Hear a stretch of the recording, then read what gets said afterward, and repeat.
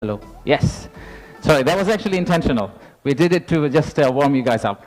So, good morning, everyone. Let's compete with Luktebhai one more time. Good morning, everyone. Thank you. Thank you. Thank you for everyone for coming from such long distance. And we apologize for ones that we could not manage to give accommodation. We had exceptional level of interest for the summit, which is really great to see for us. My first slide is thank you slide. That's not the last slide. We just wanted to thank all of you for kindly coming and joining the summit. So the purpose of the summit is today, sitting in this forum, we would like to say that we are open for business, and we're really committed to win business from all of you. And to do that, we have already thrown Lutfi Siddiqui at you, not literally, but verbally. We'll also throw a Nobel Prize winner at you. We'll do anything to make sure that we win business from you. But first, I would like to take you to future. Let's think about a movie, Back to the Future. Let's go into that set and imagine that we are in 2035. In 2035, how would Bangladesh look like? You'll all be here again. My successor is going to be here presenting. That will be the 10th investment conference for us. And in that conference, we will not be talking about a rising economy, but we'll be talking about a regional manufacturing powerhouse. A country that's connecting east to the west, a bridge that connects Himalayas to Bay of Bengal, a manufacturing hub that is infested by global investors and local investors who are now exporting to the rest of the world. That vision, that imagination is what's driving us today. But it all started actually about 8 months ago. So from the future, let's go back in time to August 5th, 2024. It's a personal story for almost all of us. Unfortunately, I was in Singapore in an investment banking trading room, but my family was here. My wife was on summer holidays. My brother, who came from Cambridge for summer holidays as well, they were all out on the street as part of the protest. So at around noon Singapore time, I asked them, what's going on? What's happening in Dhaka? So what they did was they were part of a crowd. They looked forward, they took a selfie. Sorry, not a selfie, a photo what's ahead of them, and they turned back and took another photo of what's behind them. So this first photo was what was ahead of them, and this one was what was behind them. So we need to digest exactly what happened at that time. The young population, the entire youth, was out on the street, demanding transparency, demanding opportunity, demanding democracy, demanding freedom of speech. And that's what has brought us here today.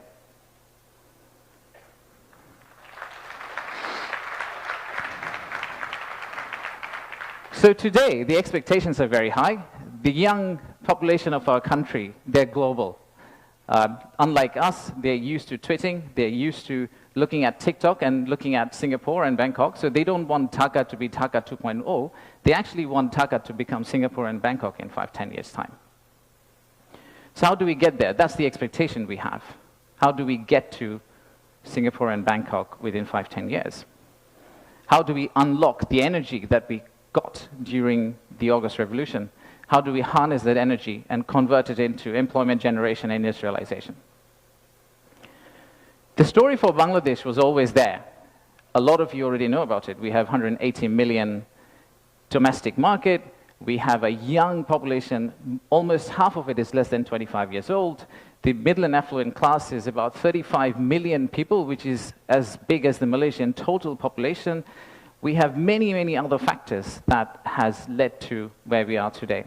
And actually, I must say that there are companies who have been here for more than 100 years and have made exceptional returns compared to the global markets. So if you look at some of these companies who have actually operated in Bangladesh for a long, long time, the returns they have got in Bangladesh is actually significantly higher than the global average. And today, we also have a fantastic news that one of our own startups called ShopUp, the news came out about an hour ago in Bloomberg that the Saudi sovereign PIF, their investment arm called Sanabil Investments, they have actually co-led a round of $110 million US, along with Peter Thiel's Valor Ventures, to invest in one of our own startup to go global. So let's give a big round of applause to ShopUp.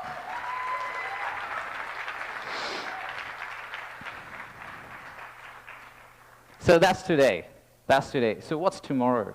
How do we go from here to the vision we have for 2035? So this $180 million story, or 180 million people story, is not enough. I think we need to redefine market. We believe the market is actually much larger. When we talk about market, we should be talking about a much larger regional market which you could potentially serve out of Bangladesh. You set up your factory here, you export out to all these markets. At the same time, I would expect these markets to set up their factories and push it back to Bangladesh. Use the ports of Bangladesh and potentially export out to the rest of the world. So the narrative that we've had of why invest in Bangladesh is not really a domestic market 180 million story. It is a regional story and it's a global story. To further strengthen ourselves, we have decided to enhance our port capacity. In Chittagong area, what you see now, we are actually tripling that within the next few years, which is essentially allow this region to consider Bangladesh as one of the biggest logistical hubs. However, that's not all. We need to do a lot more. So at the beginning of interim government's period, we actually decided to talk to more than 200 CEOs and entrepreneurs who actually are doing business in Bangladesh today. And we wanted to understand how can we convert our critics into our ambassadors. They are the only ones who could potentially bring business for us. They are the only ones who, if they travel abroad and say Bangladesh is a great place for business, that's when we are likely to get more investment. So we divided all their complaints into two groups, or the solutions that came out of their complaints. The list of challenges are very long. It's from the Earth to the moon and back. But we whittled it down to a few action items, some of which are short-term wins, so some of that you see here, some of which are actually long-term policy reforms that we would like to also undertake and set the direction of travel for the country in the right course so that the incoming government, the next government, the political parties who come and start driving this economy, they can follow the same script for us. I'll give you a few examples. Let's start with, we talked about a true one-stop service. There are two elements of one-stop service. The first one is the human element, and then there is the digital element. In the human element piece, what we have decided to do is we are going to co-locate the primary agencies, the high touchpoint agencies for our investors in one location. So that instead of the investors walking around different ministries, and we have a lot of them in Bangladesh, they all come to one office and they end up meeting everyone. We've also decided, like banks, and I am from banking, I guess that helped, that we are going to set up a relationship management team under BIDA. What it would essentially do is, just like a corporate banking, relationship banking manager, he would hold hand of the investor and walk them around the landing process. Let's take another example. Our friends in National Board of Revenue helped us set up the authorized economic operator. It's essentially the green channel, or widely known as the green channel setup, where if you're a good customer, you are able to circumvent some of the custom checks and fast-track your process through the ports. That has been picked up as one of the biggest challenges that we have, the time it takes to go from your factory all the way to your customer. And finally, let me show you one more example of policy change. So as you all know, there are many government agencies. We also know there's private sector. The dialogue between private sector and government agencies has not necessarily always been the most collegial. So how do we break that apart? The first thing we need to do is to club the government agency into one. We need to show one face. We need to be one outfit for our customers, our investors, and then create a bridge between our private sector and the government of Bangladesh. So what we are planning to do is to set up a private sector advisory council that will actually counsel the head of state directly on a regular basis, essentially voicing the changes that they would want to drive the economy forward. So these are some of the examples of what we are planning to do. And if we are able to do that, we do believe that we will get to the end, the vision we have for 2035. Now, of course, there are many, many other factual reasons, statistics, tables, Excel files that I can share with you to tell you why you should invest in Bangladesh. In fact, the next slide will have a QR code which you can scan and download, which will have essentially this presentation. So you didn't have to take the photos of the presentation, by the way. You will have this presentation, and you will also have an appendix of facts and figures and why we think competitively we're actually in a very better place than our competitors. So please watch out for the QR code. But before I go there, I would really like to finish off with this. There are economic reasons to invest in Bangladesh, but I really don't want you to invest in Bangladesh for the economic reasons. If you really think about investing in Bangladesh, think about investing in Bangladesh because of the transformational journey you're going to be part of. For the odd mixture of warmth and resilience our people have,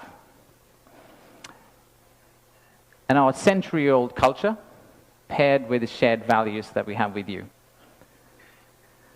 So I rest my case here. Thank you very much for coming, and enjoy the rest of the day.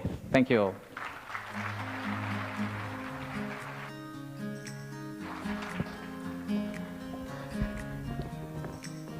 Thank you, Ashik. I just want to check whether people